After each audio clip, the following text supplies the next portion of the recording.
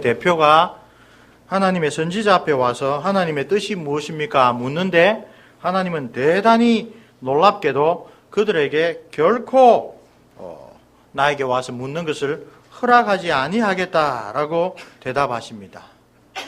일반적으로 우리가 생각하기를 백성의 대표들이 와서 선지자를 통하여 하나님 뜻을 묻습니다 하면 하나님이 기뻐하시고 하나님 뜻을 깨우쳐 주셔야 되는데 정반대되는 그런 반응을 보여주십니다. 그렇죠? 언제 어디에서 이런 놀라운 일이 일어났습니까? 우리 에스겔서를 보면 여기 20장 1절에 다섯째, 일곱째 해, 다섯째 달, 열째 날 이런 식으로 그 일자가 분명하게 기록된 것이 이제 세 번째로 나오는 본문입니다. 오늘 학자들이 계산을 해보면 그것이 기원전 591년 8월 14일쯤이다 라고 계산합니다. 기원전 591년이면 남쪽 유다는 아직 완전히 멸망하지는 않았습니다. 북이스라엘은 기원전 722년에 아수르에 다 멸망했죠. 그리고 남아있는 남쪽 유다 가운데 다니엘 먼저 잡혀갔습니다. 에스겔 그 다음에 페르시아로 잡혀가 있습니다. 유다 땅은 언제 망할지 아주 모르는 그런 시절입니다. 지금 여기 이곳은 에스겔과 잡혀온 유다 백성들의 그 지도자들이 페르시아 땅에서 와서 묻고 또 선지자 에스겔을 통하여 나한테 와서 묻지 말아라 라고 하나님께서 아주 진노하시는 대답을 하고 계십니다. 그 정도 배경을 보면 곧 알 수가 있죠. 이 이스라엘 백성들이 좋은 뜻으로 하나님 앞에 물으러 온 것이 아니겠구나 생각할 수 있습니다. 혹은 하나님께서 이들이 지금 와서 하나님께 뜻을 묻는 것 그 자체가 하나님이 대단히 노여워하시고 불쾌히 여기신다라는 것이 본문에 분명하게 나타납니다. 아주 강조된 표현이죠. 3절에 너희가 내게 물으려고 왔느냐? 내가 나의 목숨을 걸고 맹세하거니와. 하나님보다 더 높은 분이 없습니다. 그러면 하나님께서 자기를 가리켜 맹세하신 것은 최종 확정의 뜻을 가지고 있습니다.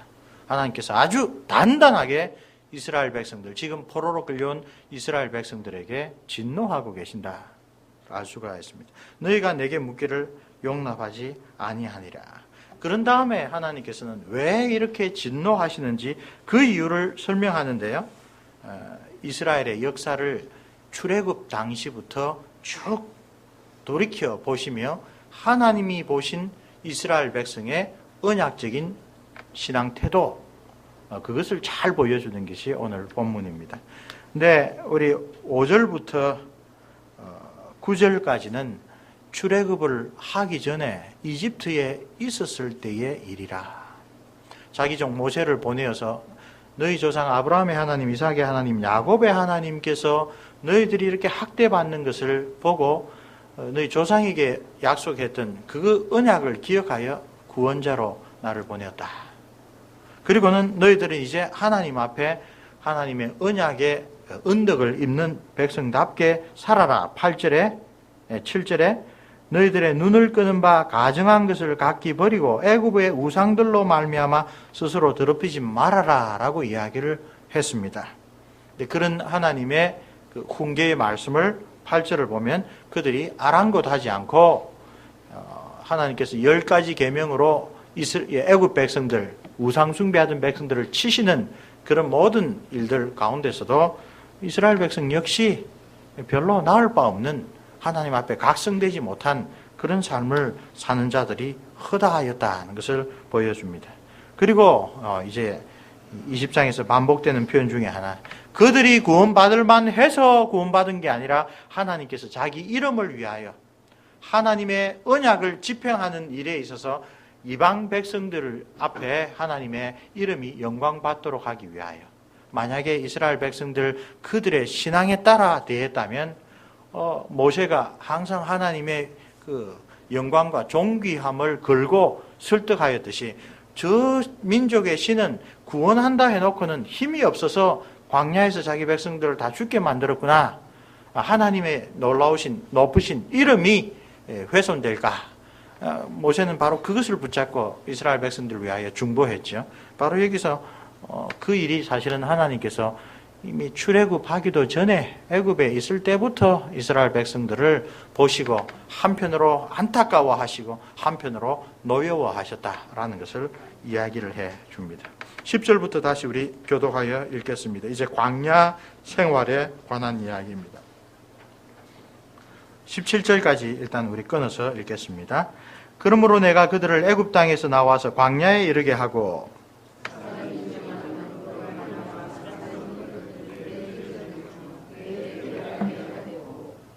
또 내가 그들을 거룩하게 하는 여호와인 줄 알게 하려고 내 안식일을 주어 그들과 나 사이에 표징을 삼았노라.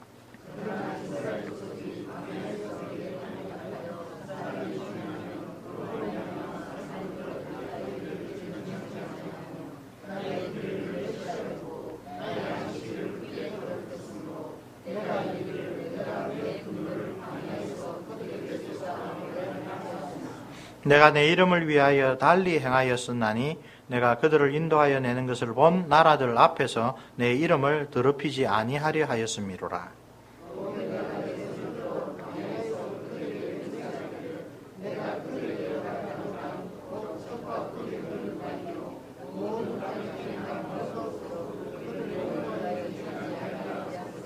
그들이 마음으로 우상을 따라 나의 규례를 업신여기며 나의 율례를 행하지 아니하며 나의 안식일을 더럽혔음이라.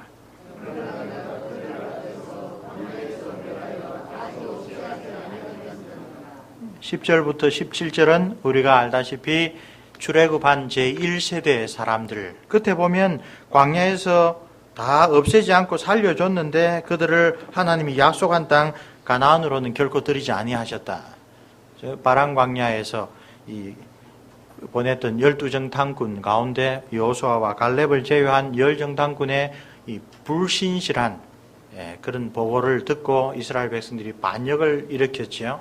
그래서 가나안 땅을 탐지한 날 40일을 한 날을 한 해로 삼아 이스라엘 백성들, 하나님 앞에 반역했던 이스라엘 백성들이 광야에서 다 엎드러지고 그때 좌우를 분별하지 못하던 어린아이들, 불신실한 이스라엘 백성들이 우리가 가나안 땅에 싸우러 들어가면 우리는 전쟁에서 죽고 우리 자녀들은 잡혀서 노예가 되리라 라고 자녀 사랑을 핑자하여 하나님을 신실하게 믿지 아니하던 바로 그 이야기를 하나님께서 기억하시고 그 자녀들은 내가 드릴 것이라. 모세의 간절한 중보의 기도가 여기 있었다는 것을 알게 됩니다. 똑같은 이야기가 나옵니다. 그들이 행한 행위로는 하나님의 나라에 하나님이 주시는 안식에 들어갈 자격이 없었으나 하나님이 자기 이름을 위하여 그 지켜보는 모든 천하 만민들 앞에서 하나님의 영광을 위하여 그들을 행위대로 다 갚지 않으시고 긍휼을 베푸셨다. 그런 다음에 여기부터 광야에 들어와서는 이스라엘과 하나님 사이에 아주 중요한 표상이 생깁니다. 율법입니다. 그리고 율법에 대한 가장 훌륭한 해석이 여기 반복되어 나옵니다. 11절에 사람이 준행하면, 지켜 행하면 그로 말미암아 삶을 얻게 하시기 위하여 율법을 주셨다. 그 표현이 계속 반복되어 나오죠. 13절에 그 어겼다는 이야기를 하면서 내게 반역하여 사람이 준행하면 그로 말미암아 삶을 얻을 나의 율례. 그리고 그 율례란 말로 십계명을 비롯한 모든 하나님의 계명을 이야기를 하면서 놀랍게 율례와 더불어 쌍으로 나타나는 게 뭡니까? 내가 이스라엘 백성들을 거룩하게 만드는 거룩한 하나님이다라는 것을 그들에게 깨우쳐주는 안식일. 안식일은 어떻게 말하면 우리가 지금 묵상하고 있는 십계명 가운데 하나입니다. 10분의 1이라고 생각될 수 있습니다. 근데 여기 에스겔 선지자를 통하여 하나님은 안식일은 그런 십계명 가운데 한 계명이라는 그런 관점이 아니라 하나님이 주신 모든 율례, 지키면 그로 말미암아 영생을 얻을 그런 율례와 마찬가지 중요한 의미로 우리는 하나님의 백성이다. 하나님은 우리를 거룩하게 하시는 분이다라는 것을 깨우쳐 주기 위한 중요한 표상이다라는 것으로 나타나기 시작합니다. 18절부터는 당연히 그 1세대가 광야에서 다 죽고 난 다음에 여호수아의 인솔을 받아 이스라엘 가나안으로 들어가는 그 2세대 백성들이겠죠. 같이 또 교독하여 26절까지 읽습니다. 내가 광야에서 그들의 자손에게 이르기를 너희 조상들의 율례를 따르지 말며 그 규례를 지키지 말며 그 우상들로 말미암아 스스로 더럽히지 말라.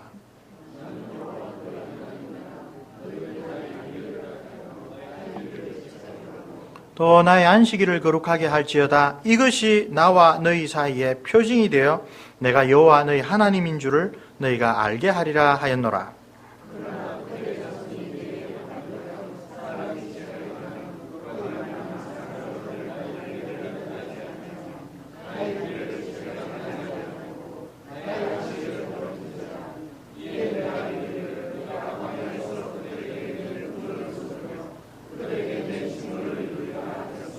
내가 내 이름을 위하여 내 손을 막아 달리 행하였나니 내가 그들을 인도하여 내는 것을 본 여러 나라 앞에서 내 이름을 더럽히지 아니하려 하였음이로라.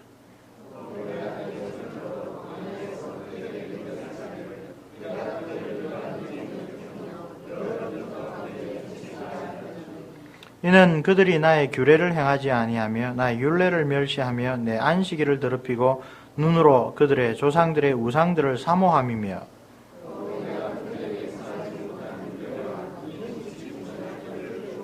같이 읽습니다.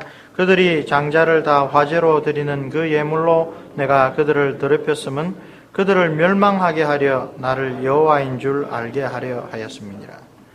안타깝게도 제2세대에 우리가 구속의 역사에서는 가장 빛나는 신앙의 승리를 거둔 사람들이다. 보통 그래서 여호수아를 설교할 때 목사님들이 이 점을 강조하죠. 그들은 그전 시대와 달랐다. 근데 에스겔서의 이 부분을 보면 역시 하나님께서 은혜를 베풀어 주시지 않았다면 그들도 본질적으로 자기들의 아버지 세대와 다르지 않았다. 하나님께서 자기의 이름을 위하여 그들을 구원하시고 그들로 하여금 가나안 땅을 차지하게 하셨다.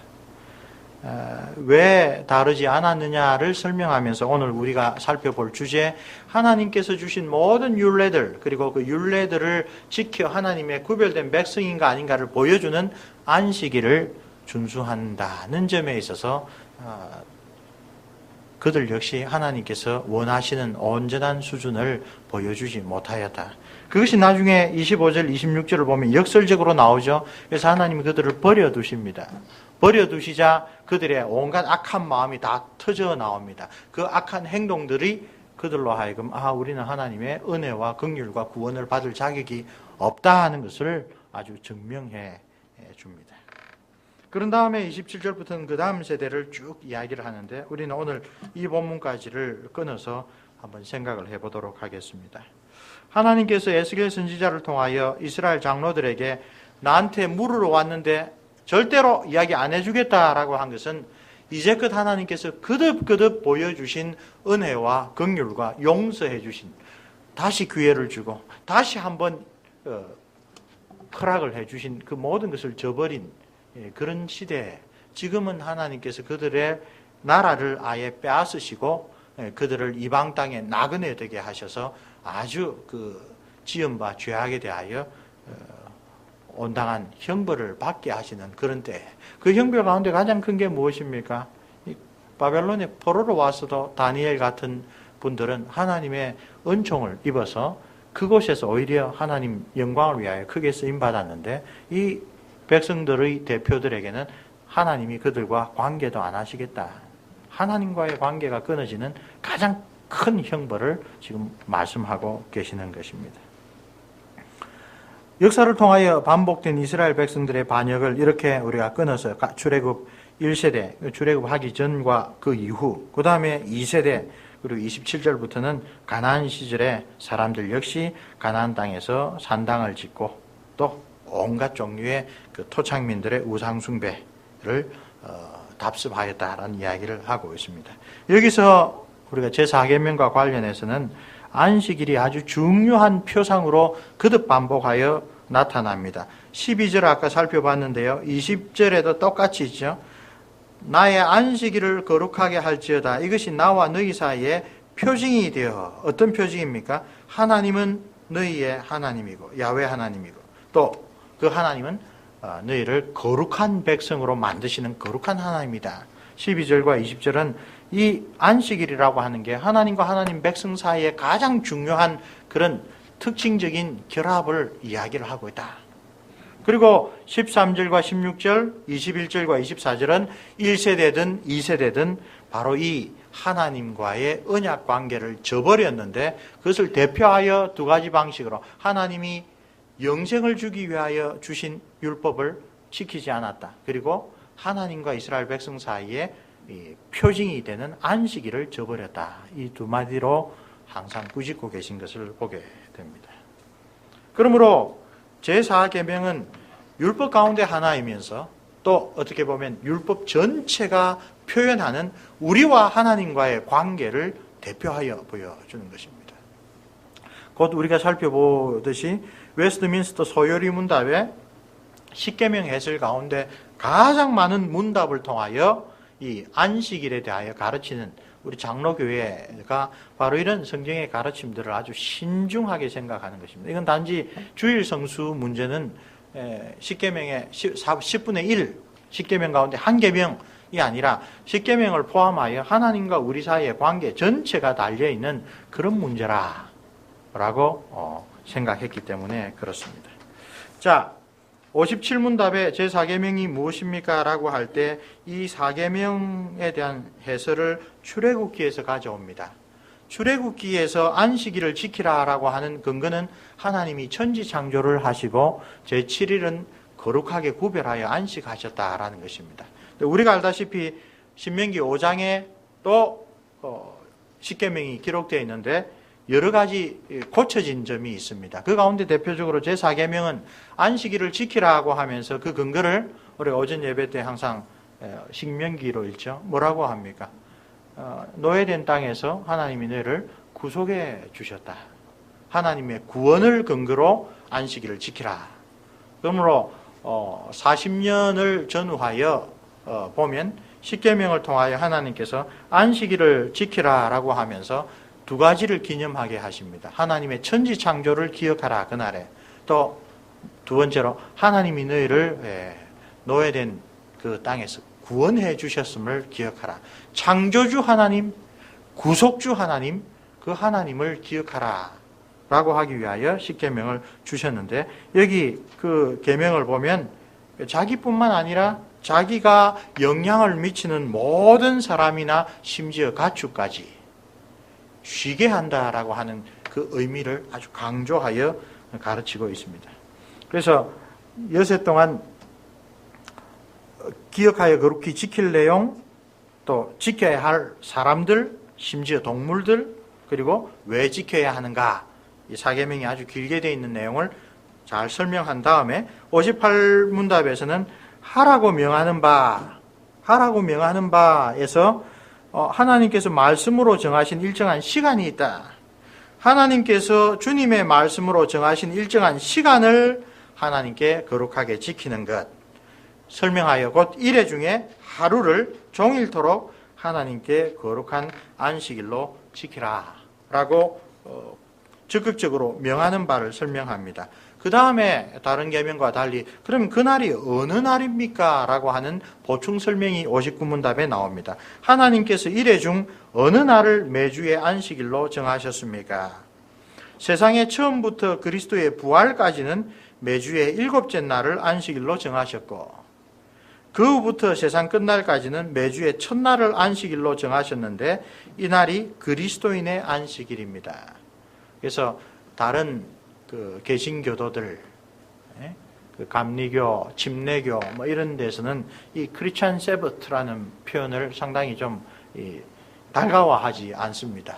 주일과 안식일은 다르다라고 이야기를 하는데 우리 장로교회는 신구약 성경에 나와 있는 뜻을 두루 살펴서 주일을 지키되 그것은 그리스도인이 지켜야 될 안식일이라고 생각을 하고 지킨다. 아예 신앙 고백에 못 박아서 가르칩니다. 이 내용의 근거가 되는 성경 구절이 여기 많이 있는데 오늘 에스겔서 20장 같은 경우도 왜 구약 시절에 토요일 안식일이나 오늘 신약의 그리스도인들이 주일을 안식일로 지키는 것이나 근본적인 의미는 똑같다고 하는가 잘 보여주는 게 오늘 본문 질문도 그 하나입니다.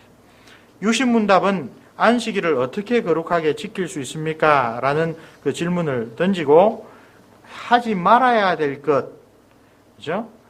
우리는 그날 종일을 거룩하게 쉬고 다른 날에는 해도 괜찮은 정당한 세상적인 일과 오락까지도 좀 쉬어야 하고 그 모든 시간은 하나님께 공적으로 예배드리고 또 사적으로 예배드리는데 사용함으로써 거룩하게 지킵니다. 그리고 이제 대요리 문답에서는 훨씬 더 자세히 설명하는 그러나 이것이 바리새인들의 율법 준수와는 다르다라는 것을 가르치기 위하여 불가피한 일 그리고 자비를 베푸는 일은 한다고 해서 주일 성수를 어기는 게 아니다라는 것을 잘 끝에 가르쳐 놓습니다. 그런 다음에 이제 다른 계명에서처럼 제4계명이 하지 말라고 금하는 것은 무엇입니까? 앞의 내용들에 대한 부정으로 표현합니다. 제4계명이 금하신 것은 명하신 의무를 이행하지 않거나 공사간에 예배를 드려라 했는데 예배 드리지 않거나 또 부주의하게 이행한 예배는 드렸는데 마치고 가면은 아무것도 남지 않는 그런 식으로 부주의하게 드렸거나 혹은 게으르거나 그 자체로 죄악된 일을 하거나 또는 세상 일과 오락에 관여하여 불필요한 생각과 말과 일을 함으로 그 안식일을 거룩하게 지키지 못하고 더럽히는 것들, 이게 전부 다 금지된 내용이라고 이야기를 합니다. 그런 다음 62문답 보면 제4계명을 지킬 이유로 이어서 말씀하신 내용은 무엇입니까? 제4계명을 지킬 이유로 이어서 말씀하신 것은 우리 자신의 일을 하도록 엿새들을 허락하여 주셨다. 하나님이 우리의 삶을 이렇게 억압하거나 제한하는 그런 뜻으로 하신 게 아니다. 제7일은 주님의 특별한 소유로 주장하셨고 친히 모범을 보여주셨고 그리고 안식일을 복 주셨다. 그러므로 우리는 이 계명을 잘 귀하게 여겨 본받아 지키는 것이 옳다고 이야기를 하고 있습니다. 오늘 하이델베르 요리문답은 좀 넘어가겠습니다. 하이델베르 요리문답은 단 한 문답에서 103문답에서 가르치는데 주일날에 할 것과 매일 할 것을 함께 가르친다는 점에서 독특합니다. 말씀을 봉사하는 것, 그리고 그 봉사를 위한 교육이 하나님은 계속 유지되기를 원하신다. 근본적인 정신을 이야기를 하시고 따라서 주일날에 교회 참석하고 말씀을 경청하고 성례와 공적인 기도와 자비를 베푸는 그런 일을 주일에 힘써 해야 한다. 그리고 하지 말아야 될 것 중에 일생토록 악한 일을 그만둔다. 그리고 일생토록 또 성령께서 내 속에서 역사하시게 한다. 그래서 사실은 그리스도인의 삶 속에서 이 세상에 사는 때부터 벌써 하나님이 장래에 우리에게 주실 영원한 안식을 맛보게 하신다. 하이델베르 요리문답은 우리가 뒤에서 살펴보겠지만 칼빈 선생의 가르침을 상당히 잘 반영하고 있는 그런 교리문답으로 볼 수가 있습니다. 자, 4계명의 교훈 묵상으로 들어가 보겠습니다.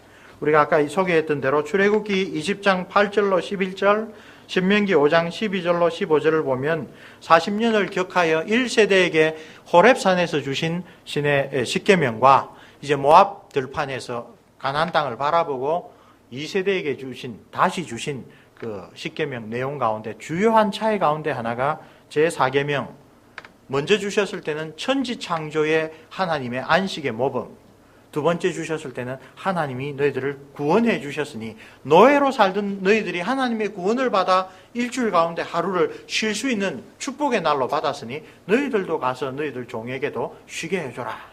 이 구원의 하나님의 모범을 기억하도록 이 두 가지를 이야기를 하고 있습니다.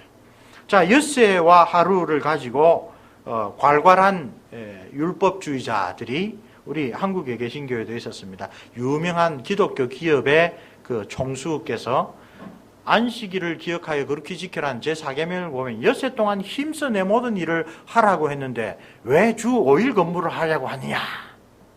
그래서 그거는 10계명을 어기는 것이다. 기업가적인 마인드로 아주 괄괄하게 그렇게 해석을 했는데 문제는 주 5일 근무제가 일어나기 훨씬 전에 이 4계명의 뜻이 무엇인가는 주석적으로 분명하게 해명이 되어 있었습니다. 네덜란드의 기독교 윤리학자 요켐 다우마 박사는 자기의 10계명 해설서에서 그러므로 주 5일 근무제를 4계명에 대한 위반이라고 주장하는 것은 온당한 해석이 아니다. 왜 그렇습니까? 앞에 나오는 엿새 동안이라고 하는 말에 그 히브리어의 어치를 잘 살펴보면 그것은 엿새 동안 반드시 일을 하라라는 것이 아니라 너희들의 일을 할 수 있는 일이 엿새나 있다라는 뜻으로 해석을 할 수 있기 때문에 그렇습니다. 보통 좀 문법적으로 문자를 쓰면 가능성의 형태, 일할 수 있는 날이 6날이나 있다라는 말이 그 구절의 올바른 해석이라. 레팅하 교수 같은 그 구약 학자들이 그렇게 번역을 합니다. 그리고 곧 이렇게 덧붙여 설명합니다. 이 문제에 관해서는 주 5일 근무 시스템이 도입되기 훨씬 전에 올바른 대답이 주어졌다. 엿새 동안 의무적으로 일을 해야 한다는 말은 적절하지 않다. 4일이나 5일이 아니라 6일을 일해야 한다는 말도 마찬가지로 부적절하다. 4계명은 단지 우리가 엿새 안에 우리의 일을 할 수 있고 하나님께서 그렇게 우리에게 충분한 시간을 주셨으니 하나님의 것으로 정하신 일에는 하나님께 온전히 바쳐라 라는 뜻으로 이해되어야 한다고 이야기를 하고 있습니다. 우리 뒷페이지로 넘어가 보시죠. 그 설명을 바로 여기에 적어 두었습니다. 자, 구약의 안식일이 왜 신약에 와서는 주일로 됐느냐? 그걸 가지고 끈질기게 우리를 비판하는 사람들이 안식교입니다. 하나님의 율법은 절대로 변화될 수는 없다. 하나님이 토요일 날 안식일을 지켜라 했으면 토요일 날 지켜야지 왜 교회가 마음대로 토요일을 일요일로 바꾸어 놨느냐. 그렇게 여전히 그렇게 우리에게 항의를 하고 있습니다. 그 문제에 관하여 우리 교회에서는 우리 신앙의 선진들은 말씀의 가르침을 따라 어떻게 이야기를 했을까요? 우선 성경에서 찾아보면 사도행전 20장 7절에 보면 그 주간의 첫날에 성도들이 떡을 떼려 모였다. 고린도 옆에 있는 드로아라고 하는 그 항구 도시에서 그 주간의 첫날에, 오늘 우리가 말하는 주일입니다. 기독교인들이 그 주간의 첫날에 모여서 떡을 뗐다. 성찬식을 거행했다라는 말이죠. 사도행전 20장과 비교해 볼 때 13장과 18장 가면 아주 다릅니다. 사도 바울이 복음을 전도하기 위하여 1차, 2차 선교 여행을 할 때 반드시 토요일 날, 안식일 날 회당에 들어가서 회당 예배를 함께 드리면서 그때 율법서나 선지서나 시가서를 읽으면 기회를 얻어서 그 말씀에 대한 그 해석을 랍비로서 합니다. 그런 가운데 이 구약의 말씀이 나사렛 예수 그리스도로 말미암아 성취되었다라고 복음을 전합니다. 그러니까 사도 바울이 1차 선교 여행, 2차 선교 여행까지는 비시디아 안디옥 갔을 때도 안식일 날 회당에 들어갔습니다. 18장에서도 고린도에 가서 안식일마다 회당에서 가르쳤다고 합니다. 그런데 이제 회당에서 나사렛 예수를 믿는 자들을 다 쫓아내고 유대인의 교회, 회당과 기독교인의 교회가 구별되었을 때 그리스도인들은 안식 후 첫날 모여서 말씀을 듣고 성찬을 하고 또 고린도전서 16장에 뭐라고 합니까? 매주 첫날 모일 때마다 연보, 구제헌금을 해서 내가 갈 때 갑작스럽게 하지 말고 미리 모아두어라. 연보도 했다는 것을 알 수가 있습니다. 그리고 성경 자체에서는 계시록 1장 10절에 밤모섬에 유배간 사도 요한이 주의 날이라는 말을 아주 처음으로 얻습니다. 그래서 사도들이 있던 바로 그때부터 유대인의 안식일이 그리스도인의 주일로 변화되는 모습을 성경 자체가 이렇게 증거하고 있습니다. 그래서 안식일에서 주일로의 변화는 자의적인 것이 아닙니다. 이 변화는 그 안식일의 주인이라 또 안식일의 뜻을 완성시켰다라고 하실 수 있는 예수님께서 보여주신 그 구속의 완성을 그 사도들이 깨달은 바에 따라 나온 그 변화입니다. 물론 안식교나 여러 유대교도가 이야기하듯이 이제부터는 안식일에서 토요일에서 주일로 바꿔라 라고 하는 그런 구절은 없습니다. 성경 구절에.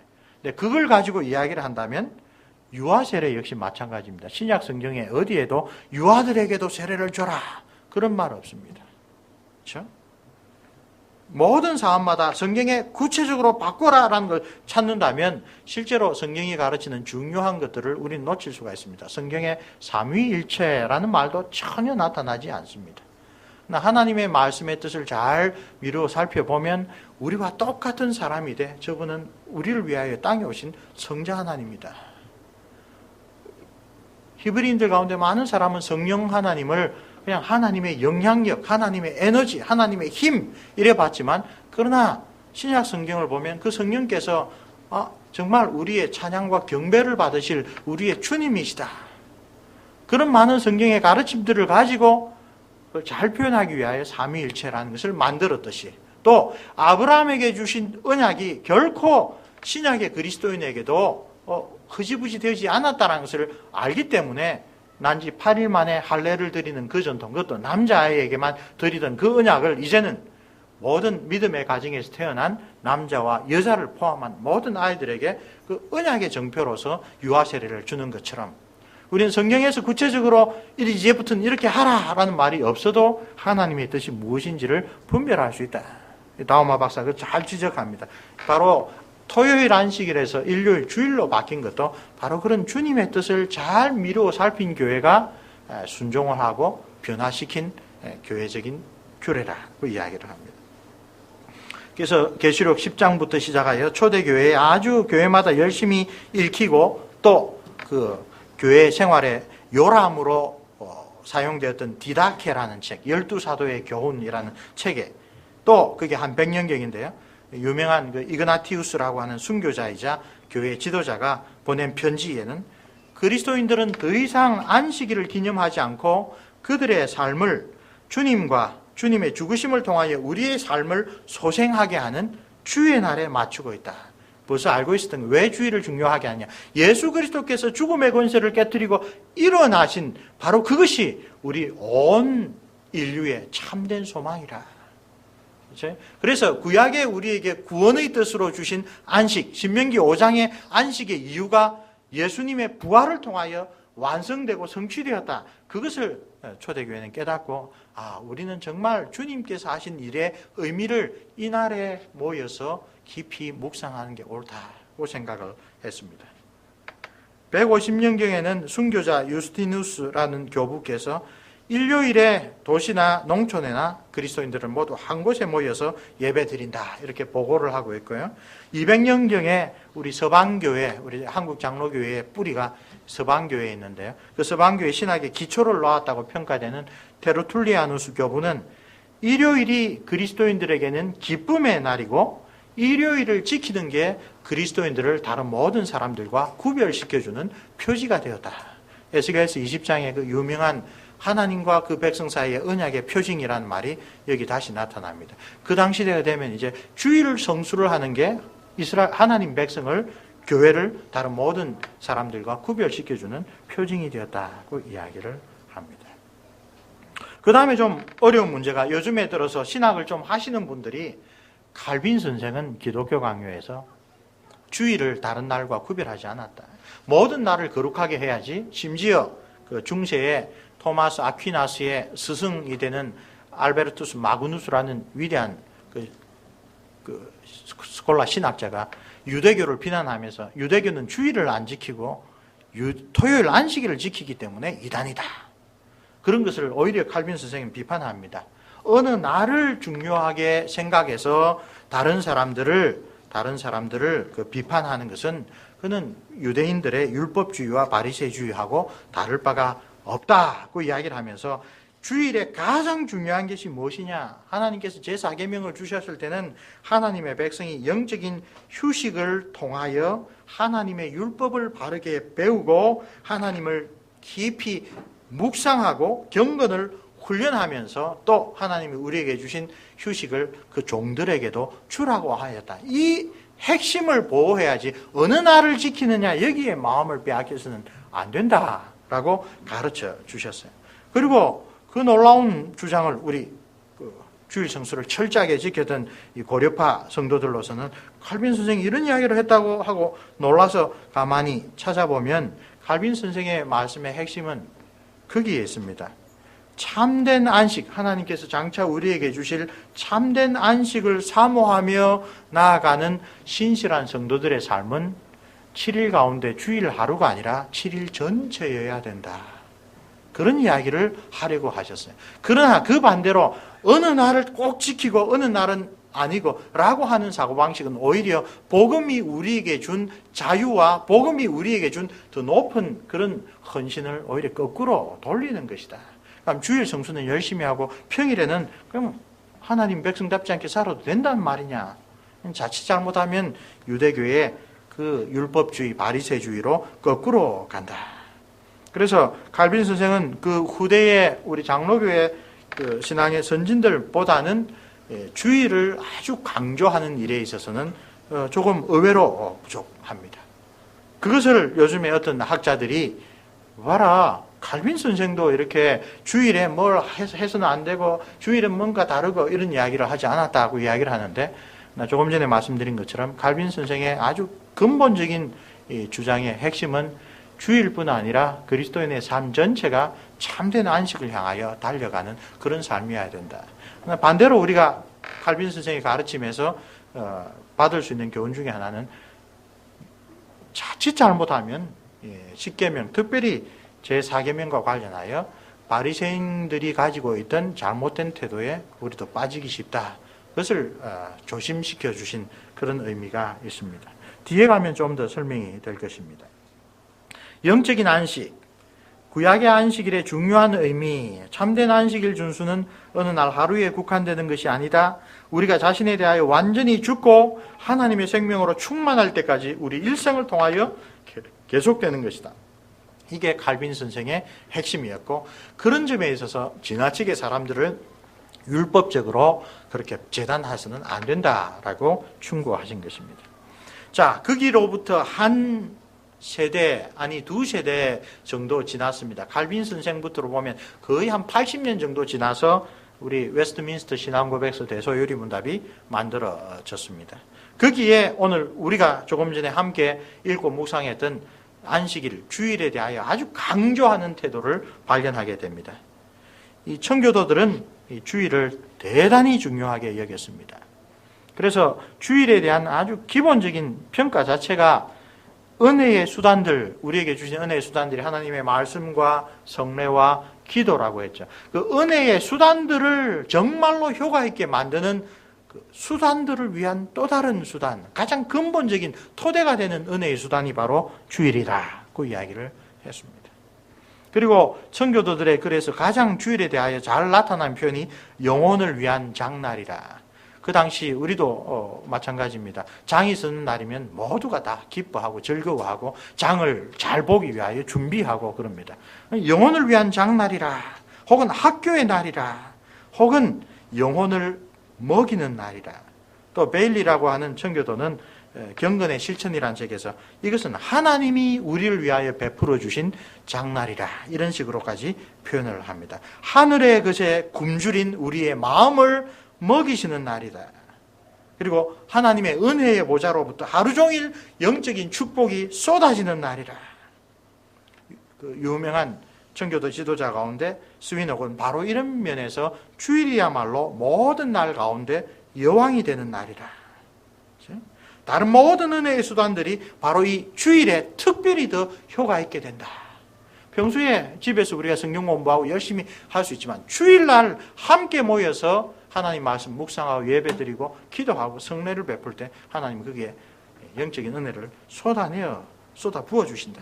그래서 청교도들은 소위 일관된 십계명 해석으로 안식일, 그리스도인의 안식일로서의 주일이라고 하는 그 주일 성수 신학을 만들어내게 됩니다. 참고하실 분은 웨스트민스터 신앙고백서 21장 7절 8절, 대요리문답 115에서 121문답 마찬가지로 아주 상세하게 설명하고 있는데요. 이 칼빈 선생과 달리 이 청교도들은 왜 그 존경하는 칼빈 선생조차도 십계명을 해석할 때 사계명만 좀 다르게 해석하시는가? 십계명이 구약의 이스라엘 백성들에게도 주어졌을 뿐만 아니라 구원받은 우리의 참된 경건한 삶을 위하여 신약의 그리스도인들에게도 주어졌으면 사계명도 다른 계명과 마찬가지로 일관성 있게 적용되어야 한다고 그렇게 생각을 했습니다. 그래서 십계명에 요약된 도덕법의 한 부분으로서 사계명은 모든 시대 모든 사람에게 구속력을 갖고 있는 긍정적이고 영구적인 계명이다. 이 계명의 특징은 예배를 위하여 하나님께서 특별히 정해두신 시간이 있다라는 것이라. 그 점을 강조를 합니다. 그리고 이것을 어디에서 찾느냐? 하나님께서 이것을 창조 때부터 우리에게 주셨다. 놀랍게도 하나님은 사람을 창조하시고 난 다음에 제일 먼저 안식을 맛보게 하셨다. 아담이 창조된 바로 그 다음날 맡은 것이 뭡니까? 안식일이었다. 그래서 아주 강조를 합니다. 여기서 청교도의 창조신학과 언약신학이 아주 중요하게 연결되는 것을 보게 됩니다. 그래서 제4계명도 다른 계명과 함께 하나님에 대한 사랑의 표현으로 그리스도인들이 지켜야 할 것이라. 아주 우리가 뉴 잉글랜드 미국의 그 개척자들에게서 잘 볼 수 있는 안식일주의라고 하는 것이 우리 장로교를 통하여 나타났다는 것을 볼 수가 있습니다. 이것이 그 시대에는 놀라운 역사를 일으킵니다. 그 당시 영국의 타락상은 이루 말할 수가 없습니다. 공식적으로 천주교로서 1000년 이상 내려왔고 엘리자베스 여왕의 아버지 때로부터 국왕이 교회의 머리가 되어서 종교개혁을 단행하고도 벌써 왕이 여러 차례 바뀌었는데도 이 주일날 영국 사람들이 어떻게 살아가는지를 보면은 한심할 정도입니다. 나중에 우리가 잘 아는 그 킹 제임스 버전이라는 성경을 만드는 제임스 1세는 아예 국왕의 그 포고령으로 1618년에 주일날에는 모여서 예배드리고 난 다음에 모두 나가서 놀아라. 그걸 법으로 정했습니다. 왜? 정말 엿새 동안 쉴 틈 없이 일을 하니까 주일날이라도 놀아라. 그래서 리처드 백스터라고 하는 유명한 청교도 목사님의 아버지가 역시 목사님이셨는데 아버지가 목회할 당시를 회고하는 글을 보면 성도들이 교회에 와서 예배 드릴 때 나가 놀 복장으로 옵니다.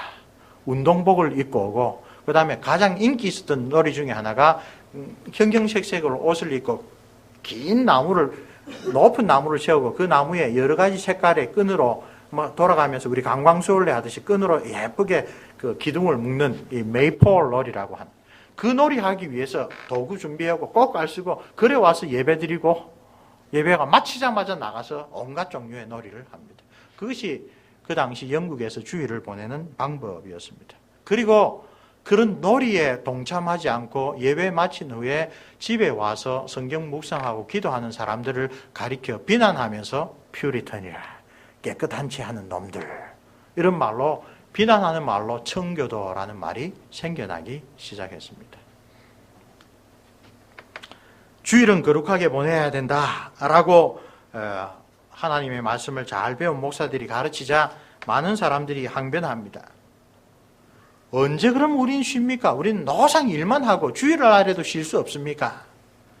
그런 주장을 심각하게 받아들인 청교도 설교자들이 사실은 제일 먼저 역사에서 주 5일 근무에 해당하는 주장을 합니다. 사람들이 놀고 쉬고 레크레이션 할 시간이 없을 정도로 사람을 일시켜서는 안 된다. 그런데 주일날 노는 것은 하나님의 계명, 하나님의 뜻을 어기는 것이므로 주일이 아닌 주중 엿새 가운데 사람들로 하여금 쉴 수 있는 여유를 국가는 마련해 주어야 한다. 청교들에게서 제일 먼저 주 5일 근무제에 해당하는 그런 정신이 나타나기 시작합니다. 청교도들의 놀라운 헌신과 하나님의 은혜로 리처드 백스터 목사가 아버지를 이어서 목회를 했을 때 영국은 완전히 그 사회가 변했습니다. 그 사이에 이 제임스 1세의 아들이자 아주 독재 정치로 유명했던 찰스 1세가 1633년에 그 말로만 있고 지켜지지 않던 스포츠법을 강력하게 집행하라고 합니다. 그래서 예배 시간마다 공적으로 스포츠법을 낭독하게 합니다. 그래서 예배하러 오면 오늘날 일종의 광고 시간이겠죠. 그때 보면 왕의 명령으로 예배 마치면 다 나가 논다. 그런 이야기를 다 듣게 되었습니다.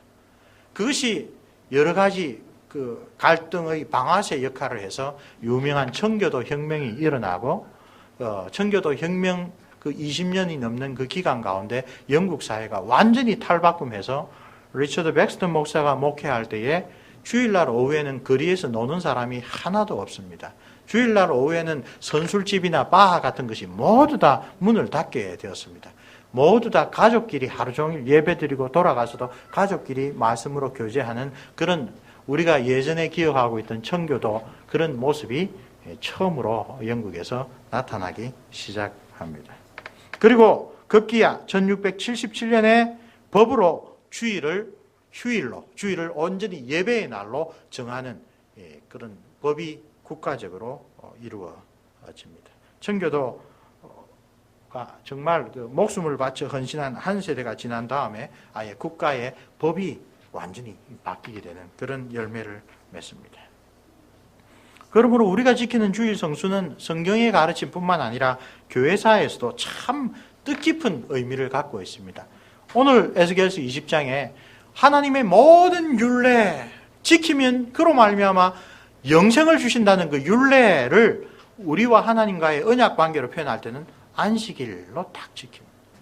그만큼 안식일을 기억하여 거룩하게 지킨다는 것은 내가 하나님의 언약 백성으로 어떤 삶의 자세를 갖고 사느냐, 이 땅이 내 것이라고 생각하느냐, 영원한 하늘나라를 바라보며 사느냐, 그것을 판가름 짓는 것이라. 주일을 통하여 하나님이 주신 안식을 이 땅에서 누리고 우리가 가야 할 본향을 기억하고 살아갈 때 엿새도 거룩해집니다. 그러나 유명한 신학자들의 이야기를 들어가면서 오늘날 안타깝게도 많은 교회에서 주일과 다른 날이 그렇게 다르지 않다라고 이야기를 했을 때 그것이 혹 율법주의에 빠지게 되는 위험을 막을 수는 있을지 모르겠지만 주일을 하나님 앞에 바르게 바침으로 우리의 마음이 영원한 저 하늘나라로 거룩하게 성화되어 가야 된다. 그것을 과연 얼마나 잘 강조하고 있는가? 상당히 걱정하지 않을 수가 없습니다. 오늘날의 추세는 주일날에 그동안에 우리가 이것도 못하고 저것도 못하던 것을 그냥 자연스럽게 풀어가지고 엿새와 주일이 별 다를 바가 없게 된 결과 하나님 나라를 사모하는 마음이 점점 더 사라지고 있는 것 아니냐. 그런 걱정을 심각하게 하게 만들어줍니다. 칼빈 선생이 우리에게 주는 교훈은 우리 5번째 주일 성수와 관련된 율법주의와 바리새주의라고 하는 것에서 우리가 한번 돌아볼 필요가 있습니다. 아주 통찰력이 있는 교사자, 목사였던 리처드 백스터가 이런 유명한 말을 남겼습니다. 만일 한 그리스도인이 하나님을 찾는 데 열심을 내고 근면하고 자기가 맡은 하나님 나라의 소명을 잘 힘쓴다면 그 사람이 주일날 뭘 사 먹었느냐, 뭘 했느냐 이런 문제들에 대해서는 난 말하지 않겠다. 주일 성수와 관련되어 중요한 것은 주일에 하나님께서 우리에게 원하시는 바, 주일을 통하여 하나님 주시는 은혜, 주일을 통하여 우리의 마음이 저 영원한 안식을 주시는 하나님 나라로 가는 그런 긍정적인 일들에 있지, 부정적인 뭘 해서는 안 된다, 뭘 해서는 안 된다 이런 일에 대해서는 나는 좀 판단을 보류하겠다. 이 당시는 주일 성수가 체계화되고 있는 과정이죠.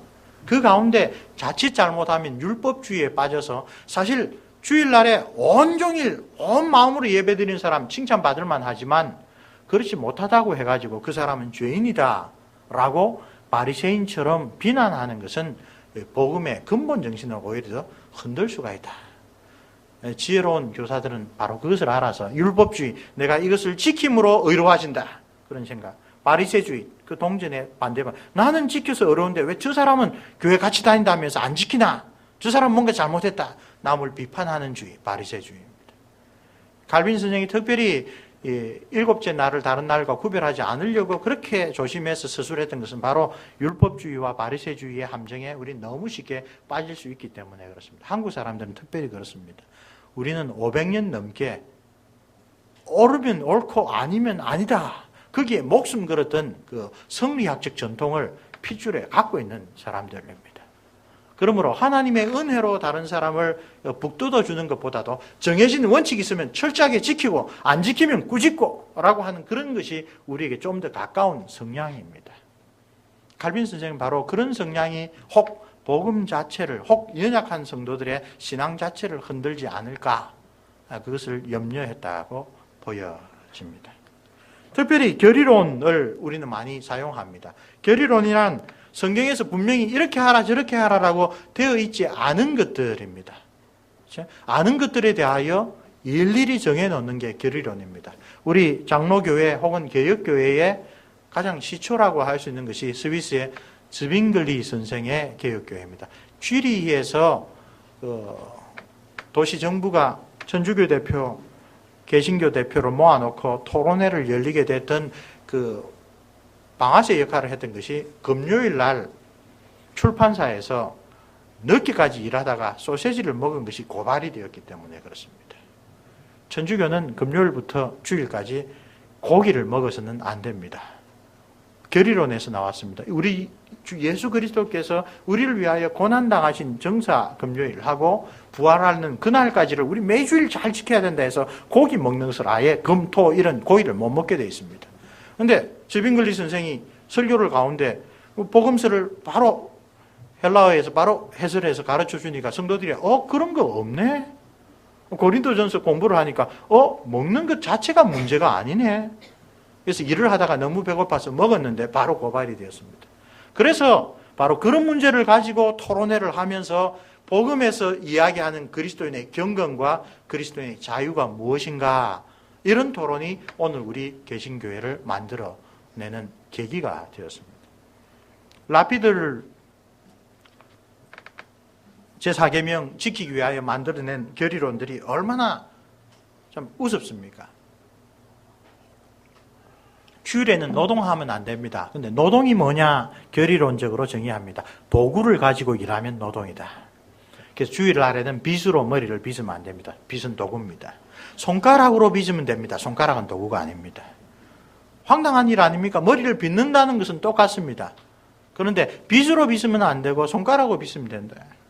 주일날에도 밥은 먹어야 됩니다. 근데 음식을 조리하면 안 됩니다. 취사 활동인데. 근데 토요일날 만들어 놓은 걸 데워 먹으면 됩니다. 그건 허락이 됩니다. 엘리베이터 탑니다, 자기들도. 근데 자기는 안 누르고 다른 사람이 눌러주기를 눈치로. 다른 사람은 어기고 그 율법을 어겨서 그 벌 받고 우리는 같이 엘리베이터 타놓고는.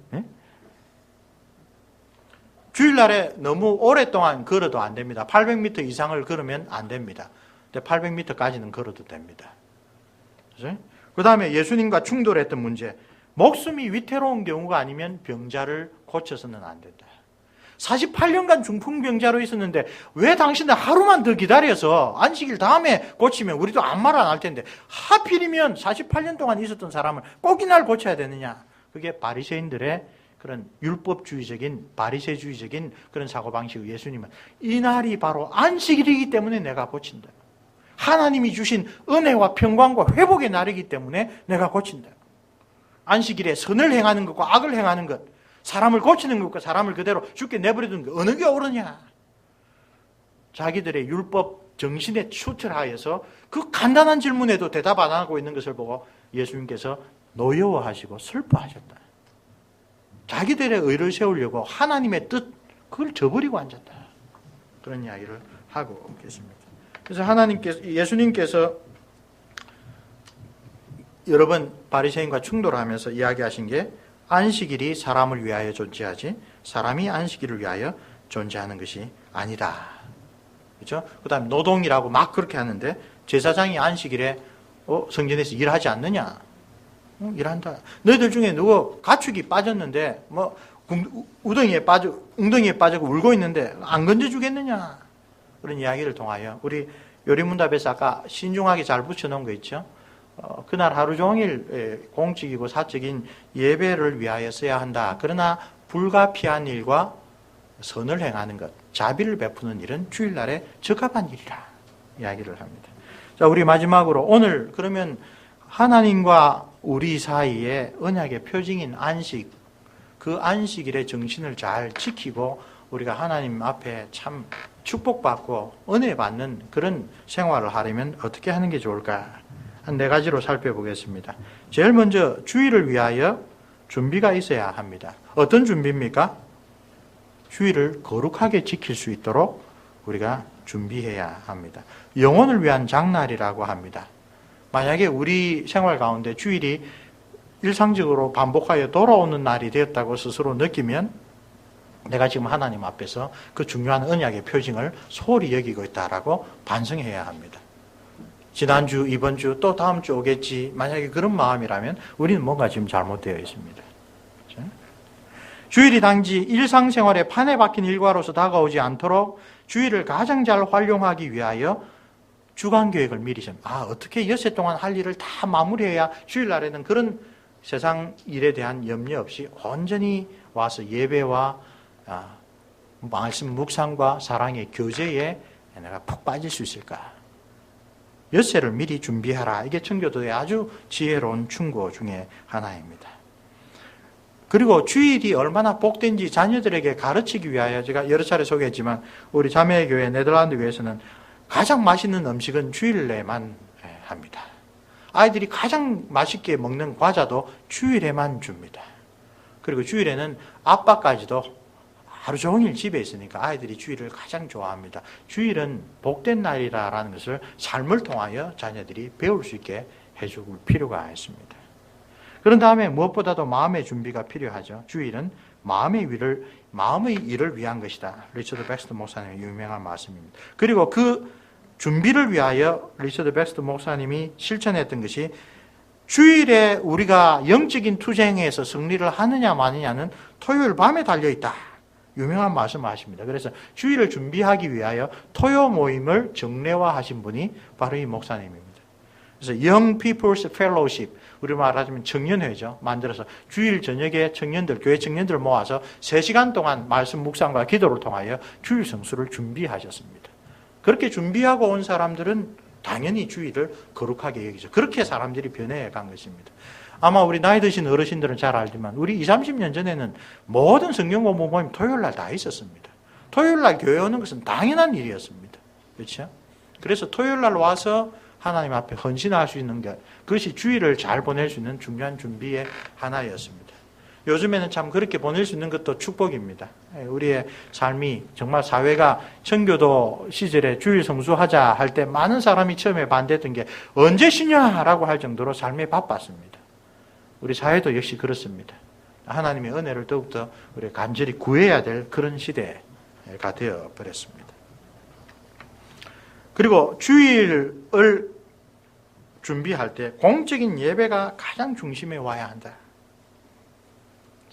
개인적인 헌신과 관련된 일은 아무리 중요하더라도 공적인 예배 다음으로 넘겨야 된다. 그리고 오늘 우리가 들으면 끔찍한 이야기가 나옵니다.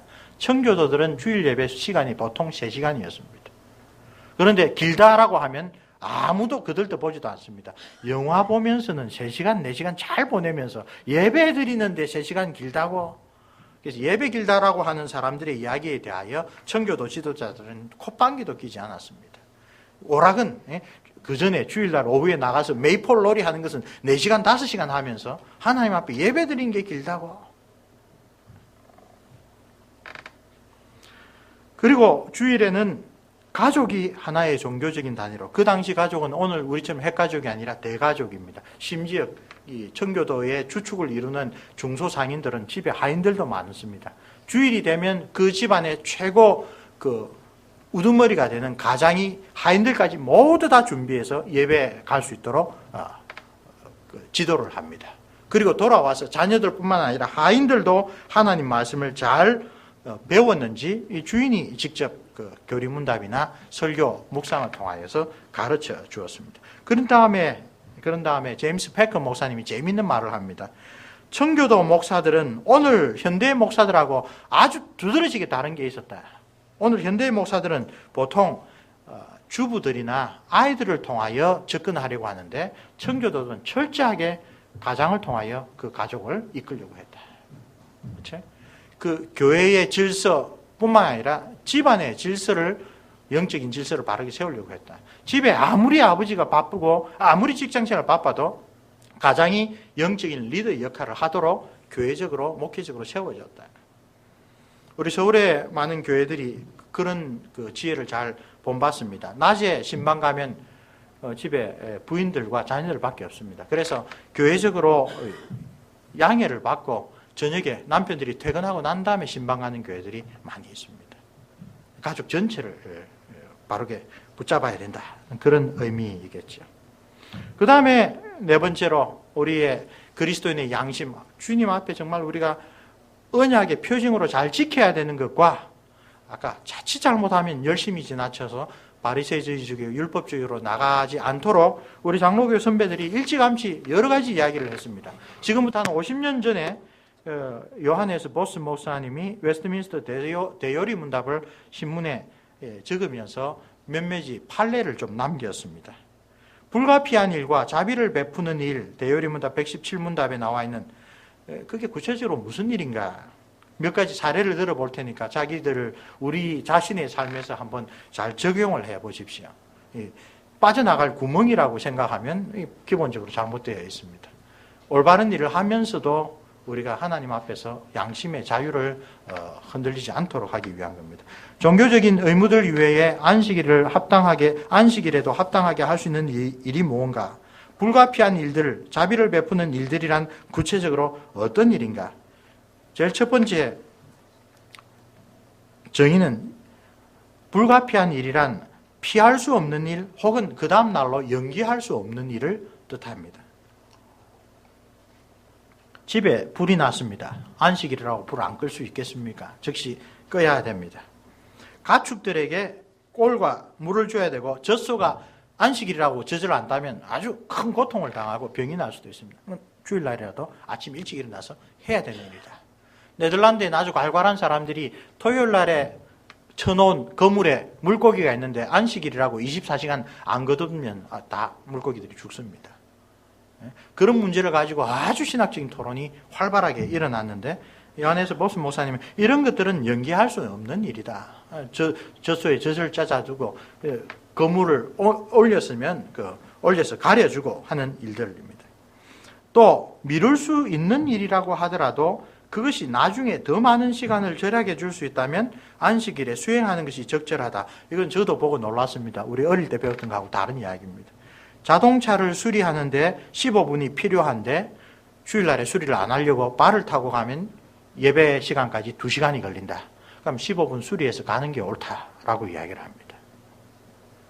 그 다음에 불가피한 일들에 대한 견해가 시대에 따라 달라지는 것은 어쩔 수가 없다. 이거는 율법으로 정해진 것이 아니라 예전에는 모든 사람들이 기꺼이 그것을 받아들였는데 시대가 변하고 환경이 변하면 사람들이 그런 것을 지금 어떻게 할 수 있어. 혹은 옛날엔 불가능했지만 오늘날의 발전된 테크놀로지로는 다 할 수 있어. 이렇게 불가피한 일이란 것은 시대에 따라 항상 고정되어 있는 것이 아니라 우리가 지혜롭게 하나님께 드리는 예배, 안식일의 정신을 잘 살피는 일, 그것 안에서 시대에 따라 달라질 수 있는 것은 양해해야 한다. 오늘날 양심적인 그리스도인들이 불가피하다고 여기는 것들 가운데 예전에는 그렇게 여기지 않은 것들이 꽤 있다 이야기를 합니다. 성경은 몇 가지 사례를 들어 불가피한 것들의 원리를 가르치지만 모든 경우에 적용할 수 있는 정의를 제시하지는 않는다 이야기를 합니다. 그 다음에 두 번째로 자비를 베푸는 일들이란 경제적인 이득의 동기가 아니라 인간의 고난을 동정하고 긍휼히 그를 돕기 위한 일이라면 자비 베푸는 일로 들어갈 수 있다.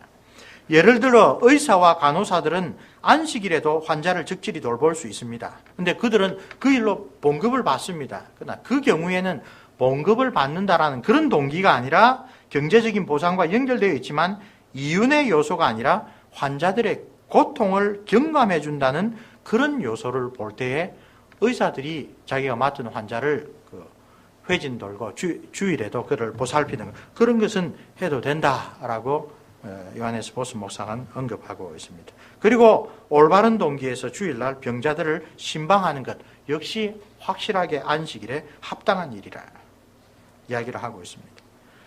그리고 난 다음에 우리가 아까 앞에 얘기했던 안식일을 지키기 위한 여러 가지 마음의 준비, 엿새 동안의 정리 다음에 부주의하고 태만하거나 무익한 그런 태도에 대하여 웨스트민스터 대요리 문답 119문답에서 이야기를 하는데요. 우리에게 가장 절절하게 다가오는 게 이런 정해진 교회의 규칙들을 아무리 잘 지킨다고 하더라도 형식적으로 지키고 순종하는 것은 의미가 없다. 하나님께서는 제4계명뿐만 아니라 모든 계명에 우리의 마음으로부터 우러나오는 신령한 헌신과 순종을 원하신다. 그러므로 모든 것을 다 지키면서도 마음속에 이 예배 시간 빨리 지나갔으면, 이 안식일이 빨리 지나갔으면, 그런 마음이 있다면 우리는 겉으로 누구 못지않게 주의 성수를 잘하지만 하나님께서는 그의 심령을 올바르게 보시고 그가 참 하나님과 언약 백성이 되었다는 표징을 귀하게 여기지 않는다라고 판단하신다. 제가 예전에 한 4년 넘게 독립개신교회에 손님으로 갔었는데 거기에 아주 존경할 만한 신앙의 선배들과 한때 같은 집에서 살기도 했습니다. 이분들은 오전 예배 갔다 와서 오후 예배, 저녁 예배 가기 전에 주로 자요. 가족들이. 주일날에는 할 일이 많은데 이 교회는 왜 주일날에 와서 자냐 그랬는데 그 이야기가 처음이 아니라 요한에서 보스 바사의 글을 보니까 주일날 오후에 낮잠을 자거나 혹은 야외에 산책하는 일도 잘못인가 물음을 해놓고 그렇지 않다. 적절한 한계 내에서 낮잠을 자거나 야외에서 산책하는 것은 육체적 건강과 영적인 긴장을 위하여 오히려 필요하다고 여겨질 수가 있다. 예배를 잘 드리기 위하여, 저녁 예배를 잘 드리기 위하여 주일날 낮에 딴 것 안 하고 오히려 충분한 휴식을 취하거나 사람에 따라서는 산책을 하기도 한다. 사려 깊게 우리의 몸을 돌보는 일은 안식일에도 잘못된 것이 아니다. 그런데 열렬하게 나는 건강이 좋아 해서 예배 전에 테니스 치고 가가지고 막 예배 잘 드린다고 생각했는데 자고 그런 사람들도 있었습니다. 안식일에 무엇을 사고 파는 계약은 잘못인가? 틀림없이 잘못이다. 세상적인 업무, 구두로 하든 서면으로 하든 그 세상적인 업무를 주일날에 하는 것은 옳지 않다. 분명하게 이야기를 합니다. 그 다음에 다시 또 이야기를 합니다. 이 마지막으로 이 말씀하고 우리 함께 기도하도록 하겠습니다. 몸은 교회당에 앉아 있지만 설교 시간에는 그 주간에 있을 여러 가지 일들, 사업을 계획하고 있다면 그런 엄밀한 죄는 하나님께서 알고 계신다. 만약에 그것을 습관적으로 하고 있다면 아주 심각한 죄다. 습관적인 죄악이다. 고쳐야 된다. 이야기를 합니다. 성경은 강조하여 가르치기를 우리는 자신의 말과 행동뿐만 아니라 생각까지 책임져야 한다. 그리고 우리는 이 문제에 있어서 노력과 절제의 훈련을 통하여 우리의 생각을 조절하여 원치 아니하는 것들에 우리 생각이 빠져들어가는 것을 막아야 될 의무가 있다. 주의를 통하여 하나님께서 우리를 거룩하게 하시는 것이 오늘 에스겔서 20장에서 주신 아주 귀한 뜻입니다. 주의를 잘 지키면 우리가 하나님을 닮고 거룩해져야 됩니다. 그렇지 않으면 우리의 주일 성수를 돌이켜 봐야 합니다. 오늘 우리에게 너무나 광범위하게 여기서 이렇게 앞에 서 있는 저도 아주 부끄러운데 이 요한에스 보스 목사님은 자기가 살던 1940년대 미국의 주일 성수를 위협하는 대표적인 세 가지가 주일에만 하는 주말의 명화, 스포츠, 세속적인 라디오 방송이라고 이야기를 합니다. 이게 지금 엄청난 영향을 미쳤다는 것을 우리가 잘 알고 있습니다. 마찬가지입니다. 개인적으로 그것을 선용할 수 있습니다. 그러나 그런 것들을 보면서 내가 하나님과 언약 백성 되었다는 것을 잊어버리고 있을 정도로 그게 빠져들고 있지는 않은가? 정해진 규칙 없습니다. 여러분 주일날에 가서 텔레비 봐도 됩니다. 보면 안 됩니다. 이런 규칙 없습니다. 중요한 규칙은 내가 하나님의 언약 백성으로 주일을 지내면서 정말 하나님이 기뻐하시는 거룩한 삶을 배워가느냐? 거기에 기쁨으로서 하나님이 나에게 허락하여 주신 여러 가지를 즐길 수가 있느냐? 아니면 그 즐기는 게 나를 그 거룩한 삶을 가지 못하도록 방해하느냐? 그걸 가지고 스스로 결단하고 하나님 앞에 평가하고 자기 삶을 고쳐나가는 것. 그걸 원하시지. 하나님 우리에게 율법을 주시고 율법을 일일이 다 지켜라. 그렇게 원하시지 않으신다. 이야기입니다. 한번 같은 마음으로 기도드리겠습니다. 은혜로우신 우리 아버지 하나님, 우리가 참 주일을 귀하게 여기는 장로교회의 성도들로 부름받은 것을 참으로 감사드립니다. 많은 사람들이 자기 중심으로 교회에 나오고 신앙생활을 하는데 우리는 하나님의 말씀을 무엇보다도 중요하게 여기는 주의 신실한 신앙의 선진들을 통하여 십계명 말씀이 사라진 옛날 말씀이 아니라 오늘 우리에게도 거룩한 삶을 가르쳐주는 등불이라는 것을 알게 하시고, 특별히 제4계명이 오늘 선지자 에스겔을 통하여 가르쳐 주신 것처럼 지키면 그로 말미암아 영생을 얻게 해주신 모든 계명을 하나님께서 말씀하시되 그 하나님과 우리 사이의 관계를 특징짓는 표징으로 안식일을 거룩하게 주님께서 세워주셨음을 다시 한번 깨우쳐 주시니 감사합니다. 하나님, 여세 동안 우리 성도들 각 사람이 각자의 형편과 각자의 처소에서 여러 가지로 힘들고 어려운 세상 생활을 하고 있는데, 하나님 우리의 마음을 항상 붙들어 주셔서 이 땅에서부터 하나님의 영원한 안식을 누리는 주일을 항상 사모할 수 있도록 도와주시고, 우리를 좀 더 하나님에 대한 사랑과 헌신으로 정말 세워주셔서 이 주일에 참 하나님 기뻐하시는 온전한 예배와 헌신을 드릴 수 있도록 엿새를 잘 준비하게 해 주옵소서. 또한 주님께서 허락해 주신 사람들과 함께 공동체로 모여서 혹은 가정별로 모여서 하나님 토요일마다 우리가 예배를 잘 준비하며 우리와 우리 자녀들의 마음을 잘 예비할 수 있도록 은혜를 더하여 주옵소서. 범사에 하나님 주신 은혜와 사랑을 기억하여 주님 우리의 마음 가운데 항상 감사로 넘치는 주일 성수를 주님 저희들이 감당할 수 있도록 인도해 주시고, 주일이 정말 우리에게 기쁨과 평강과 안식을 주는 복된 날이 되게 해 주셔서 아버지 하나님 주일을 보낼 때마다 우리를 사랑하시는 하나님, 그 하나님의 긍휼의 손길을 우리와 우리 자녀들이 더 잘 누릴 수 있도록 은혜 내려 주옵소서. 우리 주 예수 그리스도 이름으로 기도합니다. 아멘. 우리 함께 일어나셔서